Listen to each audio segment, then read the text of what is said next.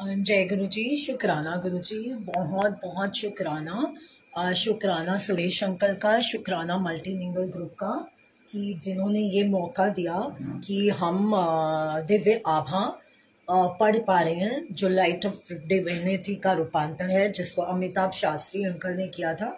तो आज का हमारा जो चैप्टर है वो है विद्यालय से एफिल टावर तक गुरु जी के संरक्षण में।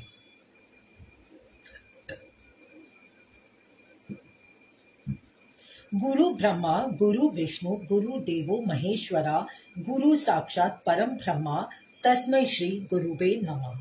गुरु जी से मिलने से पहले ईश्वर की दया और उसके प्राणी प्रेम में मेरा विश्वास सदा अस्थिर रहा था।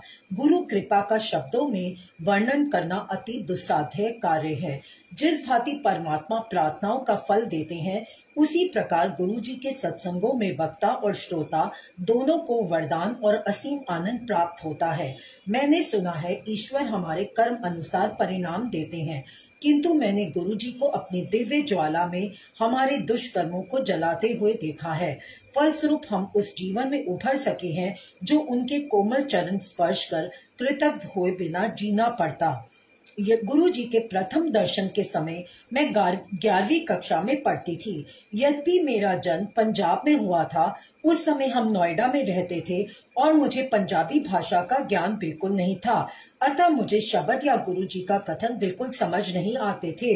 निसंदेह प्रथम दर्शन पर मुझे कितना अच्छा प्रतीत हुआ, यह वर्णन करना बहुत कठिन है। मेरे प्रभु के शब्द मेरी वाणी में।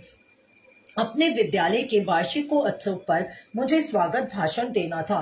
यद्यपि मैं यह सदा से करती आई थी, इस बार मुख्य अतिथि अति वरिष्ठ अधिकारी थे। मेरे उपसंगार पर सब उपस्थित गणों ने तालियों की गड़गड़ाहट से मेरी प्रशंसा करी।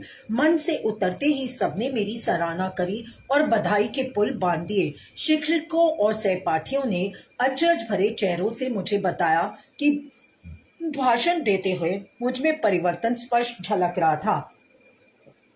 उससे भी अधिक अचंभा तब हुआ जब मुख्य अतिथि का भाषण मेरे कहे हुए पर आधारित था। अंत में उन्होंने मेरे उपसंगार को महत्व देकर उससे ही अपना भाषण समाप्त किया। सबको यह आश्चर्यजनक प्रतीत हुआ, पर मुझे पता था कि गुरु जी की कृपा से ही यह संभव हो सका है। वास्तव में जैसे ही मैंने अपना भाषण आरंभ किया, मुझमें एक अद्भुत ऊर्जा का संचार होने लगा और मैं अपने शब्दों में उत्तेजना भर सकी। इसके अतिरिक्त मैंने अपने विद्यालय में अनेक बार गुरुजी की पुष्पों भरी सुगंध का अनुभव किया है। कक्षा 12वीं में सहायता। 12वीं कक्षा में पहुंचने पर अध्ययन का महत्व अधिक हो गया था।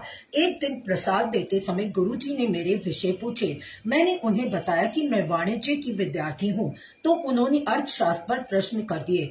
उन्होंने मेरे से क्रेडिट कंट्रोल पर प्रश्न पूछा, तो उत्तर पता होने पर भी मैं बुद्धि शून्य हो गई। यद्यपि उस समय मुझे समझ नहीं आया।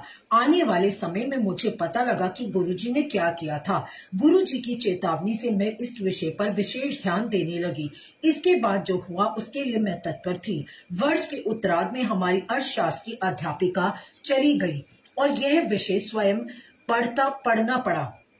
गुरुजी की सावधानी से मैं सतर्क हो गई थी और बिना किसी कठिनाई के मैंने इस विषय में 97% अंक प्राप्त किए।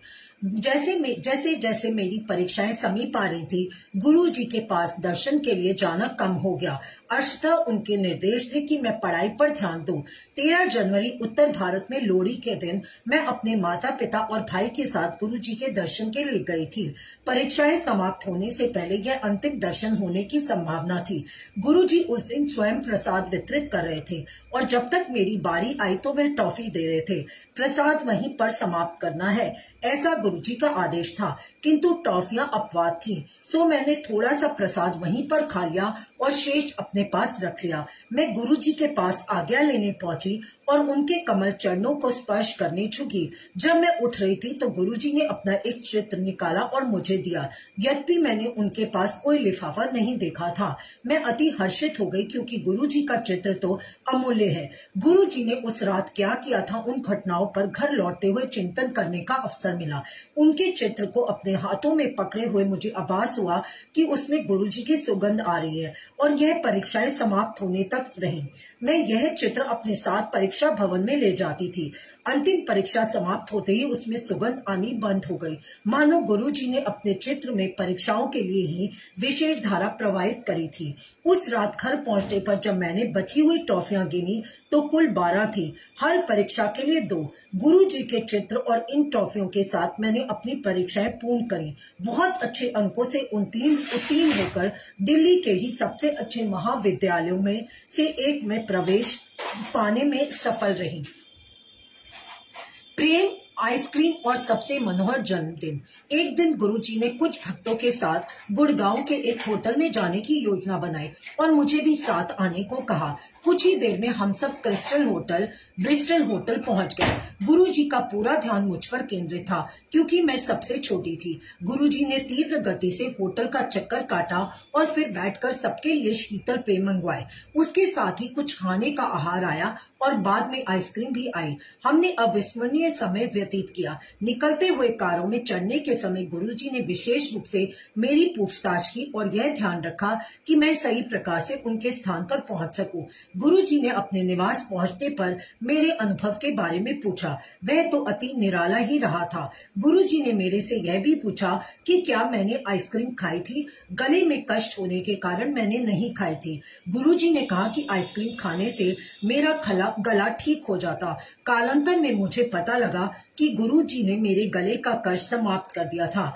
उस दिन के बाद मेरा गला, जो हर वर्ष एक बार अवश्य खराब होता था, कभी खराब नहीं हुआ। गुरुजी के उत्कृष्ट संरक्षण और प्रेम की विशेष झलक एक दिन और प्रकट हुई। हम संगत में शब्द सुन रहे थे और गुरुजी द्वारा प्रसाद वितरण की प्रतीक्षा कर रहे थे। गुरुजी के आदेश पर प्रसाद लाकर उनके पास रख दिया गया। उस दिन गुरुजी ने जिस ओर मैं बैठी थी उधर से प्रसाद बांटना आरंभ किया। प्रसाद लेने के लिए सबसे पहले मैं ही थी।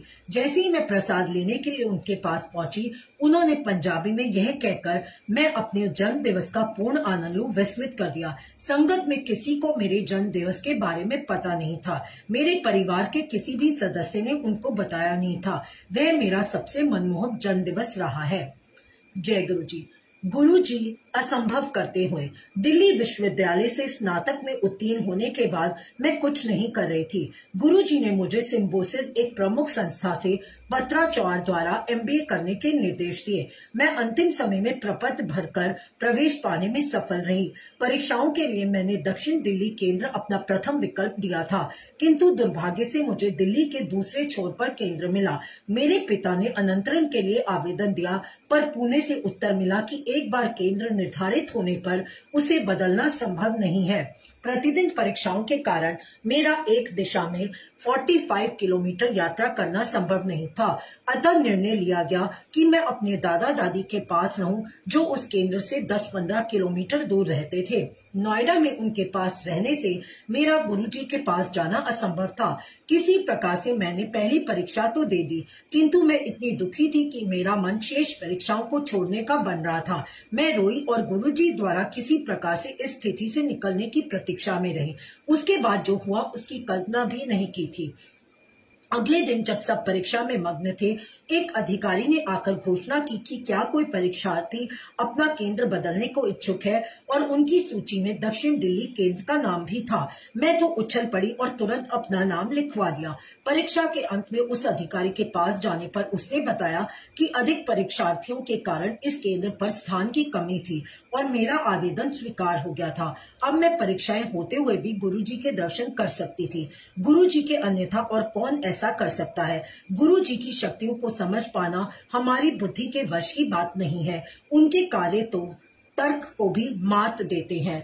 एक बार गुरुजी की संगत में भूकंप आ गया। पहले तो सब बैठे रहे, पर जब वह कुछ देर तक आता रहा तो कुछ हलचल आरंभ हो गई। यह देखकर अटल बैठे गुरुजी ने अपने मोड़ कर रखे हुए दोनों पैर पृथ्वी पर रख दिए। कंपन तुरंत बंद हो गए। एक दिन गुरुजी कुछ अनुयायियों के साथ, जिनमें मैं भी थी, बड़े मंदिर गए थे। मुख्य द्वार पर निर्माण कार्य प्रगति पर था। सुविधा के लिए ईंटों पर एक लकड़ी का फट्टा रख दिया गया था। हमने फट्टे पर चलकर प्रवेश किया, किंतु गुरुजी ने गीले सीमेंट पर चलकर प्रवेश किया। हम ये देखकर अति अचंभित हुए कि उनके चलने के कोई चिन्ह शेष नहीं थे, किंतु जब हमने उसी स्थान पर बहुत हल्के से उंगली लगाई तो उसके भी निशान बन रहे थे। जय गुरुजी। 15 दिन में विवाह। एक बार गुरुजी की शरण में आने पर वह हमारी सब चिंताओं और कष्टों का निवारण करते हैं। क्योंकि हमारा ज्ञान हमारे अनुभवों और वर्तमान परिस्थितियों तक ही सीमित है, हमें स्वयं की आवश्यकताओं को समझने की सामर्थ्य भी सीमित है। इसके विपरीत गुरुजी को उनका पूरा ध्यान है और उसके लिए वह प्रावधान भी कर देते हैं। गुरुजी ने मेरे विवाह का भी प्रबंध किया हुआ था और मेरी माँ को 6 वर्ष पहले ही बता दिया था कि यह घटना कब घटेगी, पर उसकी गति सबके लिए अति तीव्र है। अप्रैल के आरंभ में गुरुजी ने मेरे पिता से पूछा, क्या किसी प्रस्ताव पर विचार हो रहा है? मेरे पिता ने उत्तर दिया कि एक प्रस्ताव आया अवश्य है, किंतु उस पर गंभीरता से विचार नहीं हुआ, क्योंकि अभी मेरे विवाह के बारे में सोचा नहीं जा रहा है। गुरुजी ने कहा कि उस पर विचार किया जाए। मेरे पिता ने तब इस बारे में परिवार में चर्चा करी। मेरे होने वाले वर स्वीडन में रहते थे और 16 अप्रैल को 1 मास के लिए भारत आ रहे थे। यह निश्चित हुआ कि दोनों परिवार 17 अप्रैल को मिलेंगे। उस दिन जब हमारी पहली भेंट हुई तो कुछ ही देर में पूरा वातावरण खुशी से भर गया। सब व्यवस्थाएं उसी समय तय हो गई और थोड़ी देर में हमारे बीच अंगूठी का आदान प्रदान भी हो गया। एक आध दिन में विवाह की तिथि भी निश्चित हो गई। उसी मास की 30 तारीख विवाह के सब प्रबंध अति तत्परता में किए गए और निश्चित तिथि को मेरा पाणी ग्रहण भी हो गया। यद्यपि गुरुजी विवाह में उपस्थित नहीं थे, किंतु उनकी भावना सब में दृष्टिगोचर थी। सबने विवाह स्थल में सजावट, वातावरण, भोजन आदि व्यवस्थाओं की भूरी भूरी प्रशंसा करी। हर व्यवस्था में गुरुजी की कृपा ही झलक रही थी। जय गुरुजी। गुरुजी के साथ एफल टावर पर मेरे पति की मई के मध्य में वापस लौटने की योजना थी, क्योंकि उन्हें उतना ही अवकाश मिला था। 15 दिन में मेरे लिए पार पत्र और वीजा दोनों मिलना नितांत कठिन था। यथाशीघ्र स्वीडन के दूतावास को आवेदन किया गया, परंतु उन्हें बताया कि सब आवेदन स्वीकृति के लिए स्वीडन भेजे जाते हैं और उसके बाद यहाँ से वीजा दिया जाता है। अतः मेरे पति सुशील को अकेले ही स्वीडन लौटना पड़ा। उनके लिए अपनी यात्रा और स्थगित करना संभव नहीं था। प्रतीक्षा में 1 मास व्यतीत हो गया। स्वीडन में उन्होंने भी दूतावास में शीघ्रता करने के लिए निवेदन किया। जून के आरंभ में ऐसा लगा कि वीजा 1 सप्ताह में मिल जाएगा। मेरी यात्रा के निकट 16 जून के लिए ले लिए गए और उल्टी गिनती प्रारंभ हो गई। 16 जून को दूतावास जाने पर ऐसा लग रहा था कि हमारा वहां जाना निरर्थक रहा।